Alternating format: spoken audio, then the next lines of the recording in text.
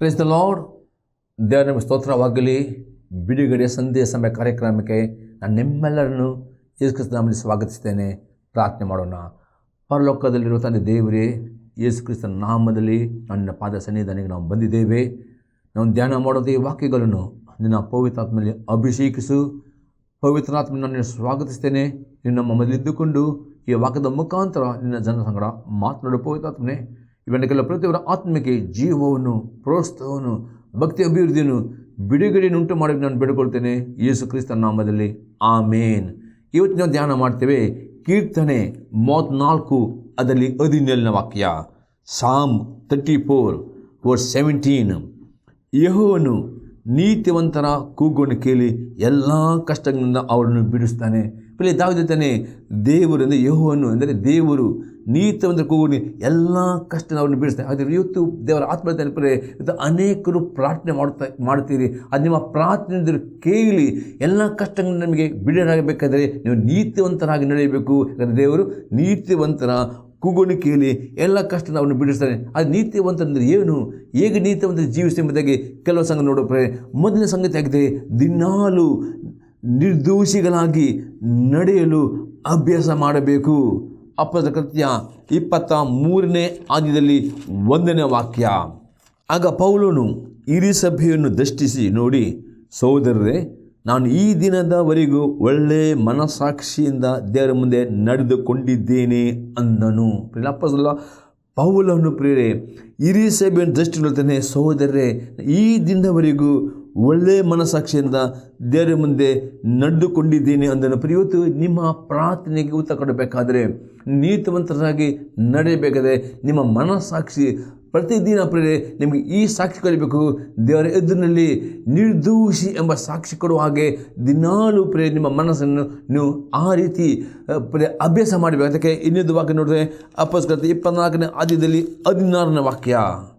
ಇದರ ದೆಸೆಯಿಂದ ದೇವರ ವಿಷಯದಲ್ಲಿಯೂ ಮನುಷ್ಯರ ವಿಷಯದಲ್ಲಿಯೂ ನಾನು ನಿರ್ದೋಷಿ ಎಂದು ಸಾಕ್ಷಿ ಹೇಳುವ ಮನಸ್ಸು ನನಗೆ ಯಾವಾಗಲೂ ಇರಬೇಕೆಂದು ಅಭ್ಯಾಸ ಮಾಡಿಕೊಳ್ಳುತ್ತೇನೆ. ಅಪೊಸ್ತಲನೇ ದೇವರ ದೃಷ್ಟಿಯಲ್ಲಿಯೂ ಮನಸ್ಸು ದೃಷ್ಟಿಯಲ್ಲಿಯೂ ನಾನು ನಿರ್ದೋಷಿ ಎಂದು ಸಾಕ್ಷಿ ಹೇಳುವ ಮನಸ್ಸು ಯಾವಾಗಲೂ ಇರಬೇಕೆಂದು ಅಭ್ಯಾಸ ಮಾಡಿ. ಇದು ಅತಿ ಇಂಪಾರ್ಟೆಂಟ್ ಆಗಿದೆ. ಇವತ್ತು ನಿಮ್ಮೆಲ್ಲ ಪ್ರಾರ್ಥನೆ ಕೇಳಿ ನಿಮ್ಮ ಪ್ರಾರ್ಥನೆ ಉತ್ತರ ಕೊಟ್ಟು ಎಲ್ಲ ಕಷ್ಟವನ್ನು ಬಿಡಬೇಕಾದ್ರೆ ದಿನಾಲೂ ಪ್ರತಿ ಗಳಿಗೆ ನಿಮ್ಮ ಮನಸ್ಸಾಕ್ಷಿ ದೇವರ ಎದುರಿನಲ್ಲಿಯೂ ಮನಸ್ಸು ನಿರ್ದೋಷಿ ಎಂದು ಸಾಕ್ಷಿ ಕೊಡುವಾಗೆ ನೀವು ಆ ರೀತಿ ಜೀವಿಸಬೇಕು. 1ನೇ ಯೋಹನ ಬರೆದ ಪತ್ರಿಕೆ 3ನೇ ಅಧ್ಯಾಯದಲ್ಲಿ 21 ಮತ್ತು 22ನೇ ವಾಕ್ಯ. 1 John 3:21 and 22. ಪ್ರಿಯರೇ, ನಮ್ಮ ಹೃದಯವು ನಮ್ಮನ್ನು ದೋಷಿಗಳೆಂದು ನಿರ್ಣಯಿಸದಿದ್ದರೆ ನಮಗೆ ದೇವರ ವಿಷಯದಲ್ಲಿ ಧೈರ್ಯ ಉಂಟು. ಏನು ಹೇಳ್ತಾನೆ, ನಿಮ್ಮ ಹೃದಯವು ನಿಮಗೆ ದೋಷ ನಿರ್ಣಯಿಸದಿದ್ದರೆ ಮಾತ್ರವೇ ದೇವರ ವಿಷಯ ನಿಮಗೆ ಧೈರ್ಯವು ಬರ್ತದೆ. ಆ ಧೈರ್ಯದಿಂದ, ನಂಬಿಕೆಯಿಂದ ದೇವ ಈ ಕಷ್ಟವನ್ನು ಬಿಡುಗಡೆ ಕೊಡೋದು ಪ್ರಾರ್ಥನೆ ಮಾಡಲಿಕ್ಕೆ ಆ ಪ್ರಾರ್ಥನೆ ಮತ್ತು 20 ವಾಕ್ಯ. ಮತ್ತು ನಾವು ಆತನ ಆಜ್ಞೆಗಳನ್ನು ಕೈಕೊಂಡು ಆತ ಎಣಿಕೆಯಲ್ಲಿ ಮೆಚ್ಚಿಕೆಯಾದ ಕಾರ್ಯಗಳನ್ನು ಮಾಡುವಾಗ ಏನು ಬೇಡಿಕೊಂಡರೂ ಆತನ ಹೊಂದುತ್ತೇವೆ. ಹಾಗಾದರೆ ನಿಮ್ಮ ಪ್ರಾರ್ಥನೆಗೆ ಉತ್ತರ ಬರಬೇಕಾ, ಕಷ್ಟ ಬೆಳಿಬೇಕಾ, ನಿಮ್ಮ ಮನಸ್ಸಾಕ್ಷಿಯು ಬೇರೆ ಎದುರಿನಲ್ಲಿಯೂ ನಿರ್ದೋಷಿ ಎಂದು ಮನಸ್ಸಾಕ್ಷಿ ನಿಮಗೆ ಅದು ಅಭ್ಯಾಸ ಮಾಡಬೇಕಾದರೆ ನೀವು ವಾಕ್ಯಗಳನ್ನು ಧ್ಯಾನ ಮಾಡಬೇಕು. ವಾಕ್ಯ ಧ್ಯಾನ ಮಾಡಿದರೆ ಮಾತ್ರವೇ ನಿಮ್ಮ ಮನಸ್ಸಾಕ್ಷಿ ಆ ನಿರ್ದೋಷದಿಂದ ತಿರುಗಿಕೊಳ್ಳಲಿಕ್ಕೆ ನಿಮಗೆ ಅಭ್ಯಾಸ ಮಾಡಲಿಕ್ಕೆ ಸಾಧ್ಯವಾಗ್ತದೆ. ಮತ್ತು ಅಪೊಸ್ತಲ ಯೋಹನ ಹೇಳ್ತಾನೆ, ಆತನ ಆಜ್ಞೆಗಳನ್ನು ಕೈಕೊಂಡು ನಡೆದು ಆತನಿಗೆ ಮೆಚ್ಚಿದ ಕಾರ್ಯ ಮಾಡುತ್ತಾರೆ ಮಾತ್ರವೇ ನಿಮ್ಮ ಎಲ್ಲ ಪ್ರಾರ್ಥನೆ ಉತ್ತರ ಕೊಡ್ತಾನೆ ಮತ್ತು ಕಷ್ಟ ಬಿಡುಗಡೆ ಮಾಡ್ತಾನೆ. ಒಂದು ವೇಳೆ ನೀವು ದೇವರ ವಾಕ್ಯ ಅವಿಧಕೊಂಡು ನೀವು ಎಷ್ಟು ಪ್ರಾರ್ಥನೆ ಮಾಡಬಹುದು, ಎಷ್ಟು ಉಪವಾಸ ಪ್ರಾರ್ಥನೆ ಮಾಡಬಹುದು, ದೇವರು ವಿಧೇಯತೆಗೆ ಮೆಚ್ಚುವಷ್ಟು ಯಾವ ಒಮ್ಮೆ ಮೆಚ್ಚುವುದಿಲ್ಲ ಎಂಬುದಾಗಿ 1 ಸಾಮ್ಯುಯೇಲ್ ಚಾಪ್ಟರ್ 15 1 ಸಾಮ್ಯುಯೇಲ್ ಚಾಪ್ಟರ್ 15:22 ಈಗುತ್ತದೆ. ದೇವರು ವಿಧೇಯತೆಗೆ ಮೆಚ್ಚುವಷ್ಟು ಯಾವ ಯಜ್ಞ ಹೋಮಕ್ಕೆ ಮೆಚ್ಚುವ ದೇವರು ನಿಮ್ಮ ಪ್ರಾರ್ಥನೆ, ಉಪವಾಸ ಎಂಬ ಎಲ್ಲ ಯಜ್ಞಗಳನ್ನು ಸ್ವೀಕಾರ ಮಾಡಬೇಕಾ, ದೇವರ ವಾಕ್ಯ ವಿಧೇಯರಾಗಬೇಕು.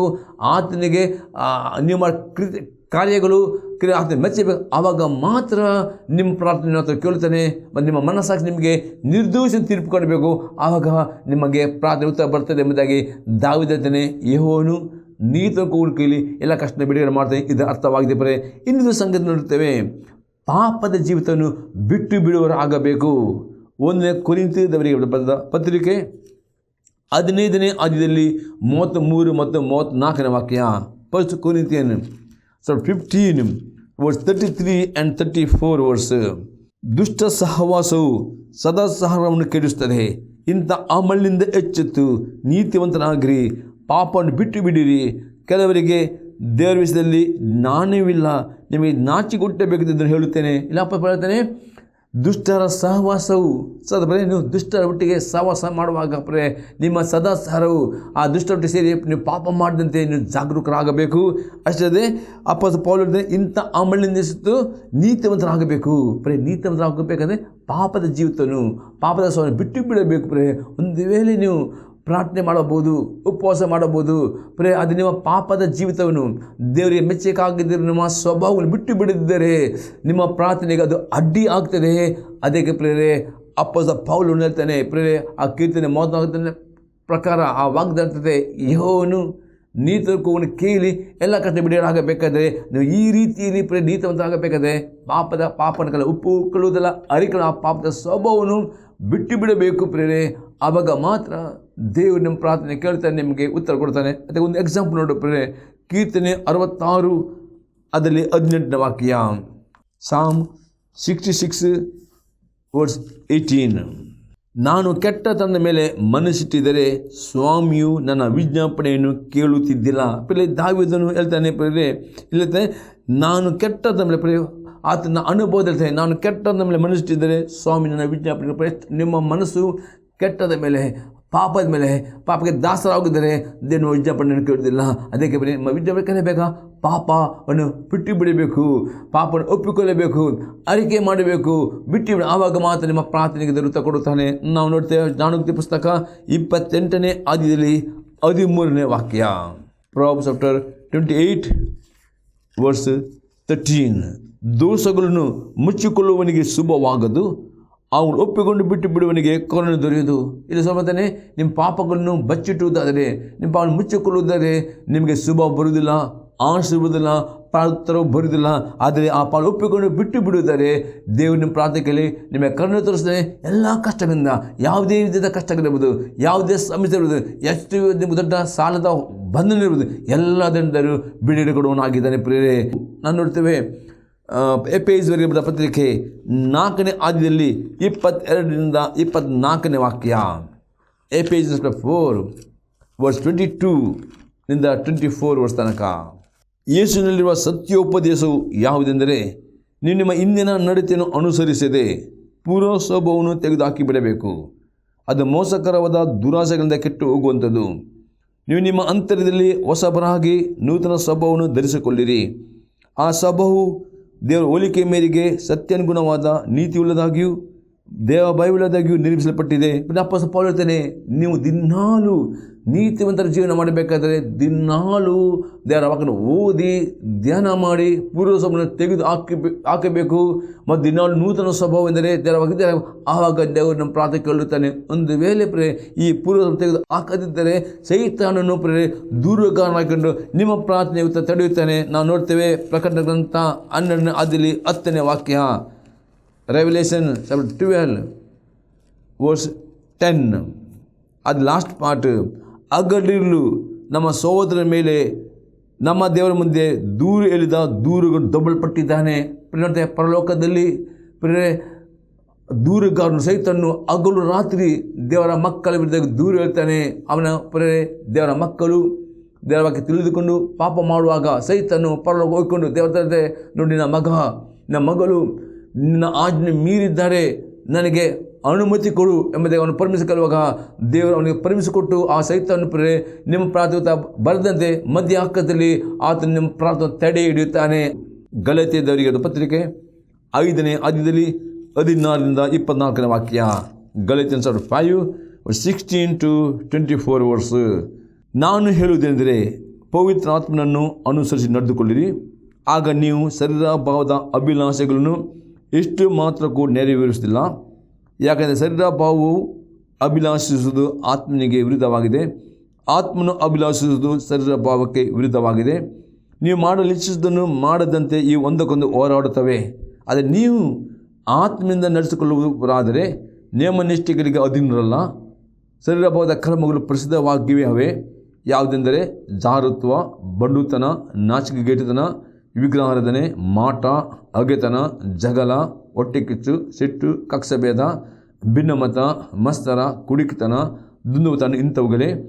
ಇವುಗಳ ವಿಷಯದಲ್ಲಿ ಇಂಥ ಕಾರ್ಯಗಳನ್ನು ನಡೆಸುವವರು ದೇವರಾಜ್ಯಕ್ಕೆ ಬಾಧ್ಯರಾಗುವುದಿಲ್ಲವೆಂದು ನಾನು ಹಿಂದೆ ಹೇಳಿದಂತೆ ಈಗಲೂ ನಿಮ್ಮನ್ನು ಎಚ್ಚರಿಸುತ್ತೇನೆ. ಆದರೆ ದೇವರಾತ್ಮನುಂಟಾಗುವ ಫಲವೆಂದರೆ ಪ್ರೀತಿ, ಸಂತೋಷ, ಸಮಾಧಾನ, ದೀರ್ಘಶಾಂತಿ, ದಯೆ, ಉಪಕಾರ, ನಂಬಿಕೆ, ಸಾಧುತ್ವ, ಸಮಯದಮಿ ಇಂಥವುಗಳೇ. ಇಂಥವುಗಳನ್ನು ಯಾವ ಧರ್ಮಶಾಸ್ತ್ರವು ಆಕ್ಷೇಪಿಸುವುದಿಲ್ಲ. ಕ್ರಿಸ್ತ ಯೇಸುವಿನವರು ತಮ್ಮ ಶರೀರಭಾವವನ್ನು ಅದರ ಅಭಿಲಾಷೆ, ವಿಷಯಾಭಿಲಾಷೆ, ಸ್ವೇಚ್ಛಾಭಿಲಾಷೆ ಶಿಲುಬೆಗೆ ಹಾಕಿದವರು. ಅಪೊಸ್ತಲ ಪೌಲನು ಅಂತಾನೆ, ನಿಮ್ಮ ಪ್ರಾರ್ಥನೆಗೆ ಉತ್ತರ ಬರಬೇಕಾ? ದಿನಾಲು ಪವಿತ್ರಾತ್ಮನನ್ನು ಅನುಸರಿಸಿ ನಡೀಬೇಕು. ಬರೀ ಪವಿತ್ರಾತ್ಮ ಒಬ್ಬ ವ್ಯಕ್ತಿಯಾಗಿದ್ದಾನೆ. ಯೇಸು ಕ್ರಿಸ್ತನನ್ನು ನಂಬಿಕೆಡುವಾಗ ಆತ್ಮದಲ್ಲಿ ಬರುತ್ತಾನೆ. ಆ ಪವಿತ್ರಾತ್ಮನು ನಿಮ್ಮ ಸಂಗಡ ವಾಕ್ಯದ ಮುಖಾಂತರ ಮಾತನಾಡ್ತಾನೆ. ಆತನು ನಿಮಗೆ ಪ್ರತಿ ಗಳಿಗೆ ಮಗನೇ ಈ ನನ್ನ ವಾಕ್ಯಕ್ಕೆ ವಿಧೇಯನಾಗಿ ಮುಂದೆಗೆ ನಿಮಗೆ ವಿಧೇಯತ್ವಕ್ಕೆ ಅಂತ ಪ್ರೇರಣೆ ಕೊಡುತ್ತಾನೆ. ಪವಿತ್ರಾತ್ಮ ವಿಧೇಯತೆ ಆತ್ಮವಾಗಿದೆ. 5ನೇ ಸಂಗತಿ ಅತಿ ಪ್ರಾಮುಖ್ಯವಾಗಿದೆ. ಕೇಳಿದಂಥ ಉಪದೇಶವನ್ನು ಕೈಕೊಂಡು ನಡೆಯುವರು ಆಗಬೇಕು. ಯಾಕೋಬನ ಪತ್ರಿಕೆ 1ನೇ ಅಧ್ಯಾಯದಲ್ಲಿ 22ರಿಂದ 25 ವಾಕ್ಯಗಳು. ಜೇಮ್ಸ್ ಚಾಪ್ಟರ್ 1 ವರ್ಸ್ 22 ಇಂದ 25 ತನಕ. ವಾಕ್ಯದ ಪ್ರಕಾರ ನಡೆಯುವರಾಗಿರಿ, ಅದನ್ನು ಕೇಳುವವರು ಮಾತ್ರವೇ ಆಗಿದ್ದು ನಿಮ್ಮ ನೀವೇ ಮೋಸಗೊಳಿಸಬೇಡಿರಿ. ಯಾವನಾದರೂ ವಾಕ್ಯವನ್ನು ಕೇಳುವನಾದರೂ ಅದರ ಪ್ರಕಾರ ನಡೆಯದಿದ್ದರೆ ಅವನ ಕನ್ನಡಿಯಲ್ಲಿ ತನ್ನ ಹುಟ್ಟು ಮುಖವನ್ನು ನೋಡಿದ ಮನುಷ್ಯನಂತಿರುವನು.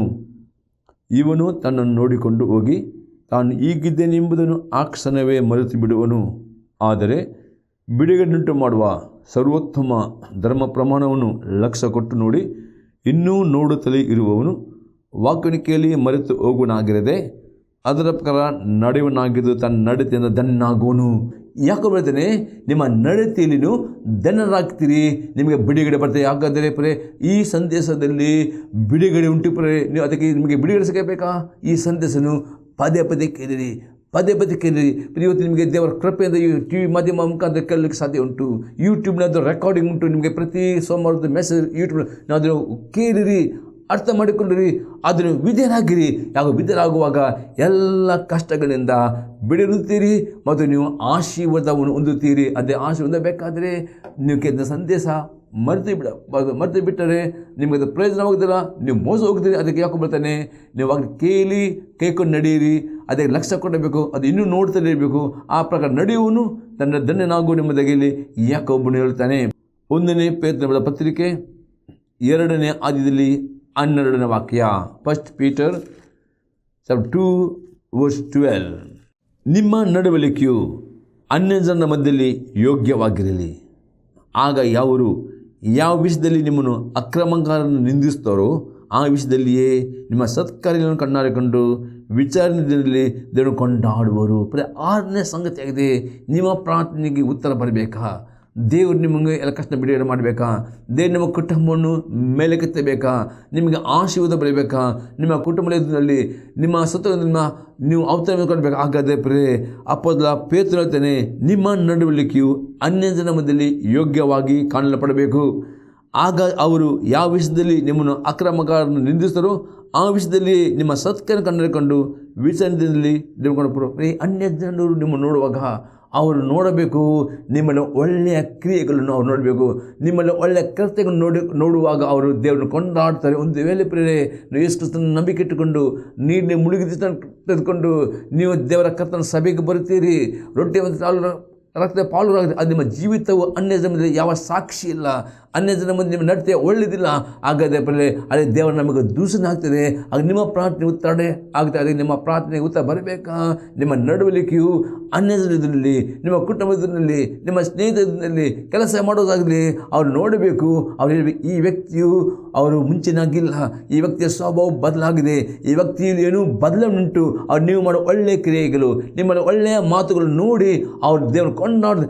ಆವಾಗ ನಿಮಗೆ ಪ್ರಾರ್ಥನೆ ಉತ್ತರ ಯಾವ ತಡೆ ಆಗಿದೆ ನಿಮ್ಮ ಪ್ರಾರ್ಥನೆ ಉತ್ತರವನ್ನು ಹೊಂದಿಕೊಳ್ಳುತ್ತೀರಿ. ಅದಕ್ಕೆ ಅನ್ಯದ ಮಧ್ಯೆ ನಿಮ್ಮ ಒಳ್ಳೆಯ ಕ್ರಿಯೆಗಳು ಪ್ರಿಯ ಅವರು ದೇವರಿಗೆ ಮಹಿಮೆ ತರಬೇಕು, ಆ ಪ್ರಕಾರ ನಡೆಯಬೇಕು ಎಂದು ಅಪೊಸ್ತಲ ಪೇತ್ರನು ಹೇಳ್ತಾನೆ. ಏಳನೇ ಸಂಗತಿ, ನಿಮಗೆ ಪ್ರಾರ್ಥನೆ ಉತ್ತರ ಬರಬೇಕಾ? ಅತಿ ಆಸಕ್ತಿಯಿಂದ ಉತ್ತರ ಬರುವ ತನಕ ಎಡೆಬಿಡದೆ ಪ್ರಾರ್ಥನೆ ಮಾಡಲಿಕ್ಕೆ ನೀವು ಕಲಿತುಕೊಳ್ಳಬೇಕು. ನಾವು ನೋಡ್ತೇವೆ ಯಾಕೋಬನ ಬರೆದ ಪತ್ರಿಕೆ 5ನೇ ಅಧ್ಯಾಯದಲ್ಲಿ 16ರಿಂದ 18 ವಾಕ್ಯ.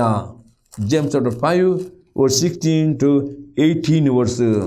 ನೀತಿವಂತನ ಅತಿ ಆಸಕ್ತಿಯುಳ್ಳ ವಿಜ್ಞಾಪನೆ ಬಹು ಬಲವುಳ್ಳದಾಗಿದೆ. ಇಲ್ಲಿ ಅಪೊಸ್ತಲ ಯಾಕೋಬ ನೀತಿವಂತನ ಅತಿ ಆಸಕ್ತಿಯಿಂದ ಉತ್ತರ ಬರುವ ತನಕ ಆಸಕ್ತಿಯಿಂದ, ಇನ್ನೂ ಆಸಕ್ತಿಯಿಂದ ಪ್ರಾರ್ಥನೆ ಮಾಡಬೇಕು. ಇನ್ನು ನೀವು ಪ್ರಾರ್ಥನೆಯಲ್ಲಿ ಬೇಸರಗಳು, ಯಾಕಂದರೆ ಪ್ರಾರ್ಥನೆ ಮಾಡಿದ ಕೂಡಲೇ ದೇವರು ಕೇಳುತ್ತಾನೆ.